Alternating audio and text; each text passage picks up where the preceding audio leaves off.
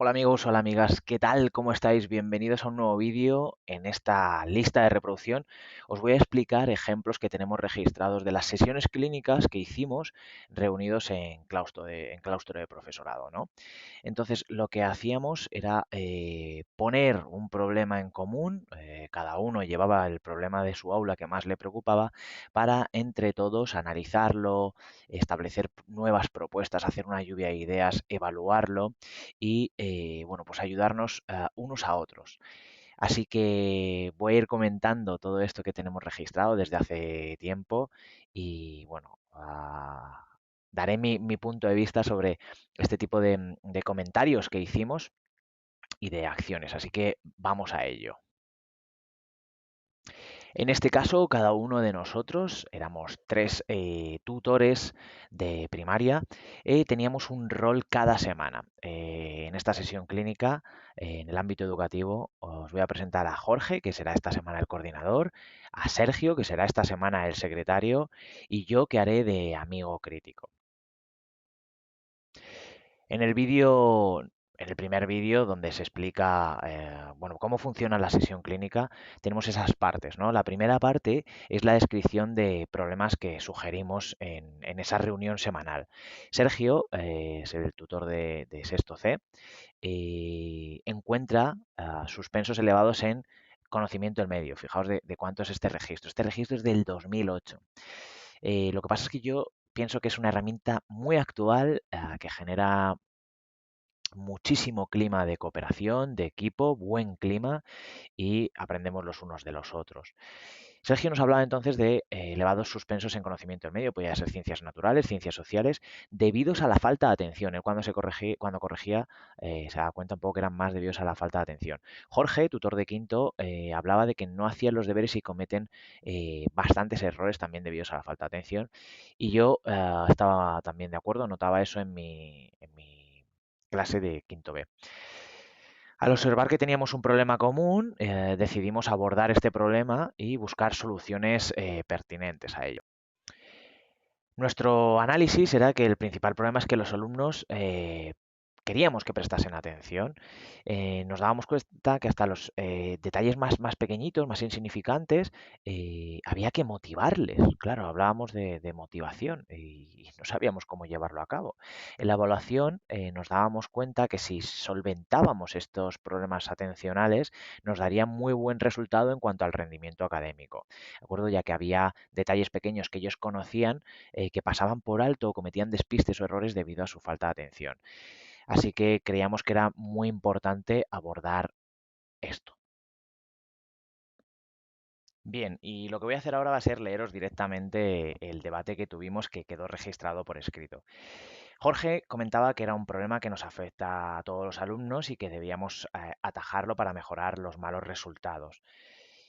Porque en los exámenes, a la hora de calificarles, pues notábamos estas faltas atencionales que les pasaban factura en su calificación y les penalizaba. Sergio creía que era la clave a la hora de hacer trabajos, puesto que a prestar atención puede dar mejor resultado. Yo creo que aquí no nos estábamos dando cuenta que necesitaban instrucciones más detalladas nuestro alumnado, incluso autoinstrucciones. Incluso nos vendría muy bien trabajar con herramientas de autoevaluación que se da antes de la entrega de ese ejercicio o trabajo para que les oriente, para que se sepa qué se espera de ellos. Jorge decía que podíamos relacionar los contenidos con cosas que les interesen y que les gusten, además de resultarles entretenidas. Pues sí, evidentemente aquí Jorge llevaba muchísima razón, era algo que no estábamos haciendo, lo aplicábamos desde el libro y no relacionábamos con su día a día, con su realidad y con sus intereses, ¿vale? Estábamos alejados de la realidad de nuestro alumnado. Eh, Sergio quería usar algo más concreto. Bueno, nosotros hablábamos de juegos de atención, de juegos de memoria, etcétera.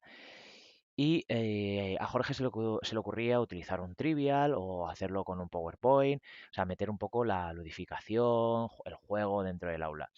Y Sergio y yo recuperábamos una herramienta que utilizamos mucho en la carrera, que nos explicaron, que era JClick, que muchos de vosotros y muchas conoceréis. Así que nos pusimos manos a la obra.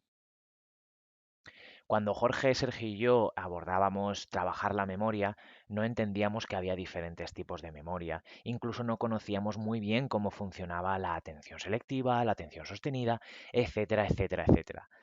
Entonces, en aquel entonces lo que nos proponíamos era seleccionar los juegos más adecuados, ¿no? Habíamos encontrado diferentes recursos en la red, ¿vale? Hablamos de libros Progesint, que son libros que ayudan a que mejore la atención y la concentración. Luego hacíamos juegos de cada oveja con su pareja, identificando, por ejemplo, ponía identificar, por ejemplo, una ciudad y reconocer a qué comunidad autónoma pertenece. Intentábamos relacionarlos con, con el contenido de la asignatura en concreto que íbamos a dar, ¿no? Entonces, lo que nosotros hacíamos era crear e inventar un juego o utilizar la dinámica de un juego ya existente para un contenido determinado. Trabajar las series también, favorecer la comprensión lectora. Hablábamos de leer un texto y que los alumnos sean capaces de seguir la lectura y que sean capaces de responder una serie de preguntas y realizar un resumen. Claro, pero ¿cómo hacer un buen resumen? Luego decidimos hacer una serie de cuadernillos, de igualar con flechas de conceptos matemáticos, ¿vale? Para que ellos establecieran esas relaciones, encontrar diferencias para trabajar la observación, la atención, etcétera. Encontrar un gazapo, ¿no? Un error en una familia de palabras. Bueno, pues para que ellos estuvieran atentos e identificasen errores y ordenar ciudades y mapas de España. Bueno, eran juegos que intentamos relacionar no solo con una asignatura en concreto, sino con varias asignaturas. Finalmente nos hacíamos preguntas, ¿no? ¿Qué me ha aportado la sesión clínica? Esto era un informe que hacíamos a nivel individual, una pequeña reflexión que hacíamos a nivel individual. Nos dábamos cuenta que nos ayudaba a acercarnos más al problema este intercambio y debate entre compañeros y que proponíamos diferentes soluciones que de manera individual no hubiéramos sido capaces de llegar porque nos daban o nos dábamos entre todos diferentes ideas muy, muy, muy interesantes.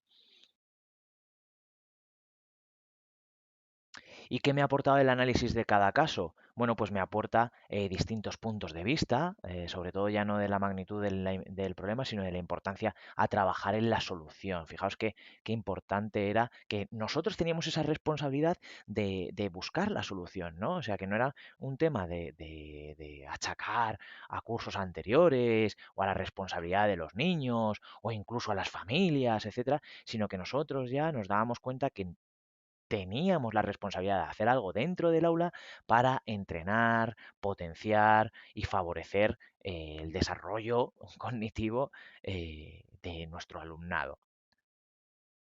Buscar soluciones, en definitiva. Bien, el coordinador era el que es observado, ¿no? Y el secretario era también el que observaba, era el observador, ¿no? Nosotros hacíamos visitas a nuestros compañeros de vez en cuando para ver cómo se desenvolvían tanto en un taller como en una clase determinada. Cuando me refiero a taller eran actividades que montábamos dentro del aula, eran talleres, ¿no? Con diferentes puestos, diferentes actividades, trabajos en grupo, etcétera. No voy a explicar eso ahora, pero nosotros sí que pasábamos dos personas a clase de un compañero y hacíamos de observadores o incluso podíamos ayudar dentro de un taller en un determinado puesto.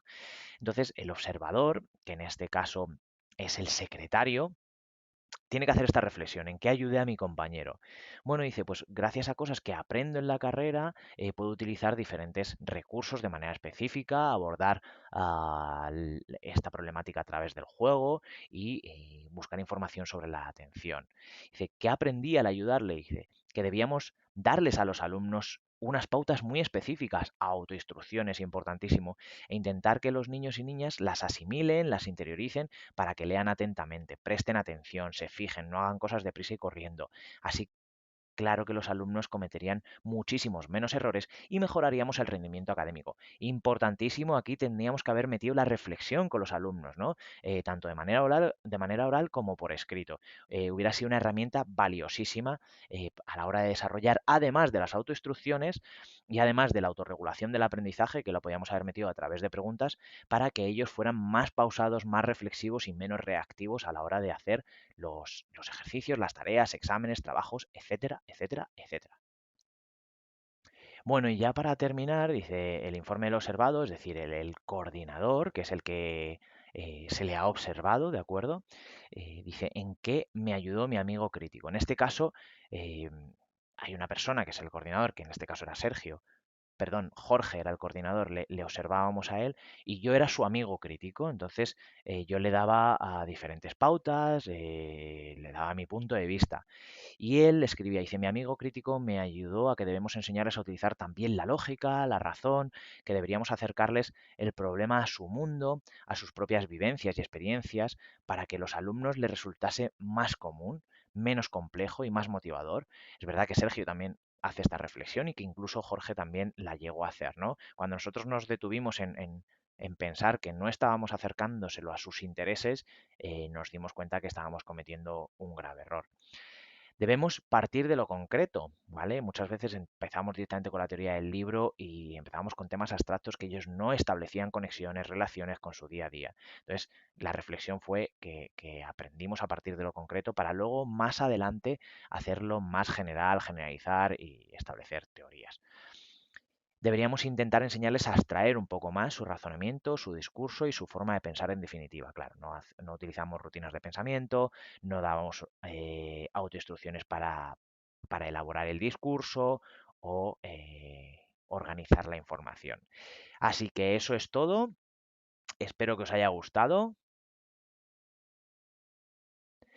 Finalmente, iré sacando más registros de sesiones clínicas con más ejemplos y lo iremos comentando. Si te ha gustado, dale like. Si quieres hacer un comentario, por supuesto te animo a que lo hagas. Te puedes suscribir a mi canal. Si te interesa, por favor, comparte si crees que es de utilidad y a mí me ayudará mucho a motivarme para sacar todas las sesiones clínicas que tenemos registradas. Así que un saludo, muchas gracias y feliz día.